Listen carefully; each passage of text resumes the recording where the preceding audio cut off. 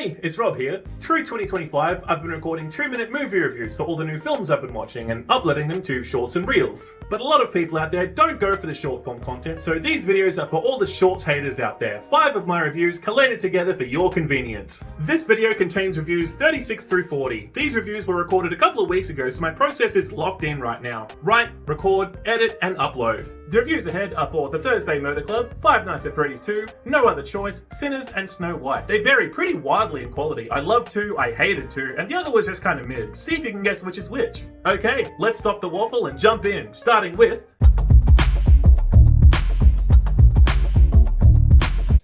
I feel like such a rebel. I watched The Thursday Murder Club, get this, on a Saturday. The Thursday Murder Club is a new-ish comedy mystery film on Netflix, directed by Chris Columbus, the man behind Gremlins, Home Alone, and the first 2 Harry Potters. It's based on the book series by Richard Osman, and damn, those books have been doing crazy numbers for the last few years. I work in a library, and I tell you, it was only a matter of time before the books got a movie deal. Mystery is a tricky genre to do. There's a fine line. The audience needs to be constantly second-guessing themselves, but it also needs to be solvable. If you can guess the culprit immediately, or if it's totally unsolvable, then it doesn't work. And thankfully, Thursday Murder Club doesn't just work, it excels. The mysteries in the film are fun and engaging. We get plenty of twists and turns to keep us guessing, but unfortunately, outside of a great mystery, the film doesn't deliver much else. The acting is great, don't get me wrong. It's hard to fail with this dream team of old British actors. Seriously, Helen Mirren, Ben Kingsley, Pierce Brosnan, David Tennant, the cast is crazy stacked. But the characters are just insufferable. Ron is overzealous and annoying, Ibrahim is basically just old Sheldon Cooper, Joyce is way too into this, like girl, read the room, and my eyes nearly rolled out of my head when they revealed Elizabeth's mysterious past. And I just didn't find it funny. The dialogue is so quippy and snippy, relying too much on the joke of old people don't understand technology. Like, haha, it's funny, she has an old phone.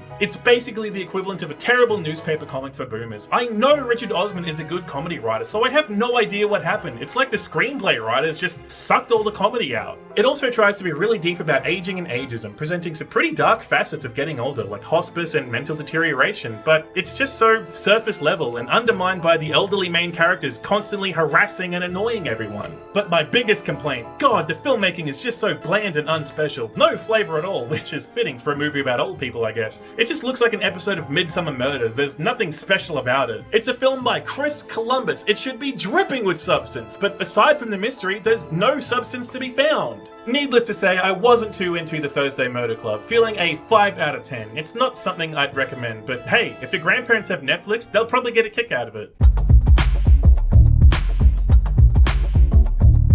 I don't even have a joke for this one. What am I supposed to say? I'm not going to sugarcoat it. Five Nights at Freddy's 2 is terrible. It's obviously the sequel to Five Nights at Freddy's, both of which were directed by Emma Tammy. The first film is certainly no masterpiece, but it's mindless fun made for the fans of the video games. But this sequel seems to take everything enjoyable about its predecessor, even if only ironically enjoyable, and just tosses it out the window. The characters are much, much dumber, to the point where it's frustrating. No one communicates at all. There's a scene near the start where Vanessa is all like, "Oh Mike, your sister could be in trouble," and then he just blows her off in such a contrived way. Dude, your sister could be in danger and you don't care? And also, you're not gonna listen to the lady who knows all the stuff about Freddy's? Why? What's wrong with you? I'm not impressed by the acting either. It ranges from okay to terrible. The best performance is from Matthew Lillard, and he's only in one dream sequence. Like, come on, give us more of him. And the plot. What the heck is even happening right now? The main character from the game's Michael, who isn't Mike by the way, they have 2 different characters, Mike and Michael, which is so dumb. Michael, the main character from the games, is now a villain? Why? What fans would be happy with this? It's just confusing and pointless. Everything is so contrived and stupid, like the inciting incident. This kid sees another kid get taken by the killer and is trying to get the parents' attention to stop it, and then everyone just ignores her. Show me any parent, show me one single adult who could hear a kid say something like, "Hey, help, there's a kid in danger," and then just ignore them, and you're telling me all of them brushed her off?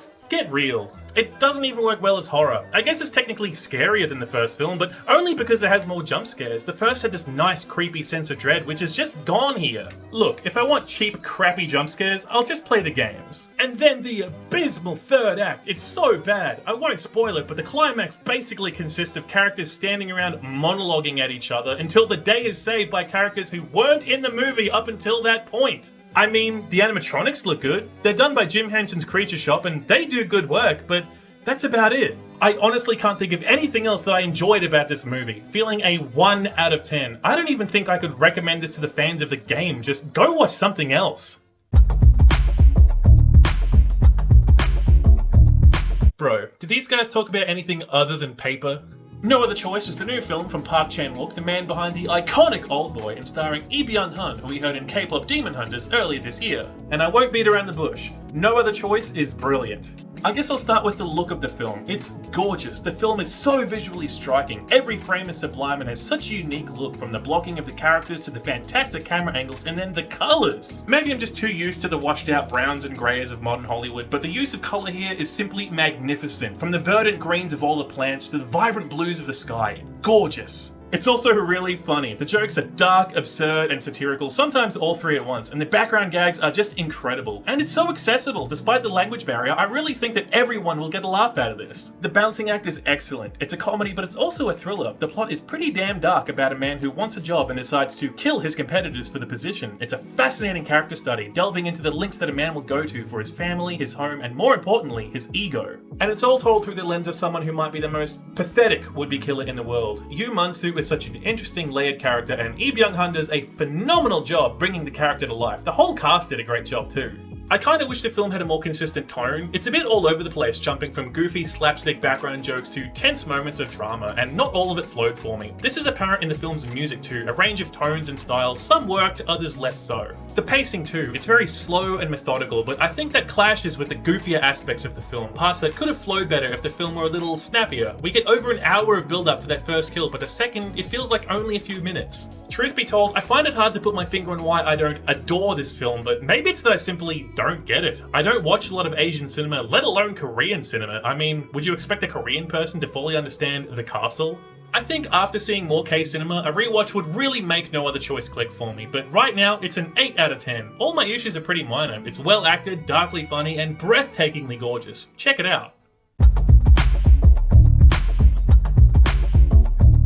You ever watch a movie that's been so hyped up, like it can't possibly be that good, but then you watch it and it is? Sinners is the new Ryan Coogler film starring Michael B. Jordan, unequivocally one of the year's biggest films. I'm still playing catch up, and you just can't talk about 2025 movies without mentioning Sinners, one of the year's best films. Michael B. Jordan is phenomenal here. He plays two characters, twins, and he's excellent, playing each of them distinctly but just similar enough that they still feel like twins. And introducing them by having them share a cigarette in the same shot? Ryan, you're just flexing on us now. The rest of the cast are excellent too. Haley Steinfeld, Delroy Lindo, Miles Caton is fantastic in his debut performance, a future star for sure, and Jack O'Connell plays a wonderfully menacing villain. The filmmaking is world class, the shots are gorgeously composed, the use of lighting is magical, and the editing is fantastic, perhaps the best this year. Hell, the film even makes use of the aspect ratio for its visual storytelling. It's done so well too. And Sinners straight up has the year's best music. Ludwig Göransson does phenomenal work here. The score is striking, cleanly produced, and fits perfectly, with all the dusty guitars and the modern elements like rock and hip-hop working their way into the mix. There are multiple dance scenes and they all feel so natural, yet they're presented in such a cinematic way. Hell, there's even a full-on traditional Irish dance number that the vampires do. It's awesome. And the historical attention to detail is so vivid, so much research into the era, into black history, segregation, and more, solidifying the themes of the film so well. But the absolute highlight, I won't spoil it, but at the midpoint of the film, there's a scene which is just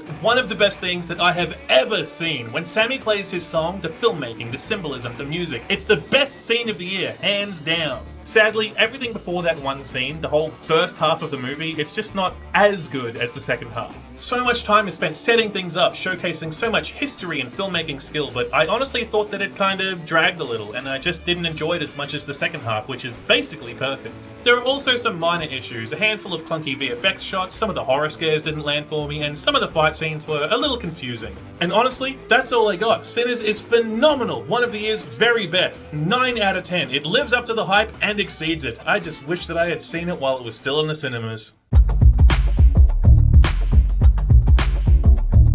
Man, why did I watch this? Snow White 2025 is a live-action remake of Disney's seminal Snow White and the Seven Dwarfs, directed by Mark Webb and starring Rachel Zegler and Gal Gadot. And it's bad. It's so bad. God, it's bad. I'm late to the party once again. I'm playing catch-up for a video about 2025 films, and this was a big release, so I wanted to talk about it, but my God, this was such a draining experience. Firstly, the film is so ugly to look at, and I don't just mean the dwarves, I'll get to them shortly, but the look of the film, the colours and the lighting specifically, it all looks so washed out and low contrast. It gives the film this really ugly, artificial look. And everything is so orange, the colour temperature is way too warm, artificially so. Even the night scenes are orange. It also sounds ugly. The music flat out sucks. The new songs are as generic can be, with no flavour or anything memorable, and the old songs they kept are either mixed terribly or they're full of unnecessary lyric changes. Even the costuming. I'm not normally one to rag on costumes, but Snow White's iconic blue and yellow dress looks terrible here, conflicting with the drab environments. The bandits look like they're in Spirit Halloween costumes, and the townsfolk look like the Wiggles. Politics aside, Gal Gadot is terrible. The Evil Queen is a role that needs charisma. It needs someone with proper theatre training, not a former model, former soldier whose first role was in Fast and Furious. She's a black hole of charisma who drains the energy from her scenes. Don't think I'm gonna let Rachel Zegler slide either. She's not much better, though most of Snow White's scenes involve her singing. Rachel Zegler has a good voice, so it carries her performance to passable. But the dwarves, holy hell, they're awful. They're monstrous. The most unappealing character designs I have ever seen. If I saw Dopey in my backyard, I'd kill him with a brick. They weren't charming or whimsical, they were annoying, unfunny, and ugly as sin.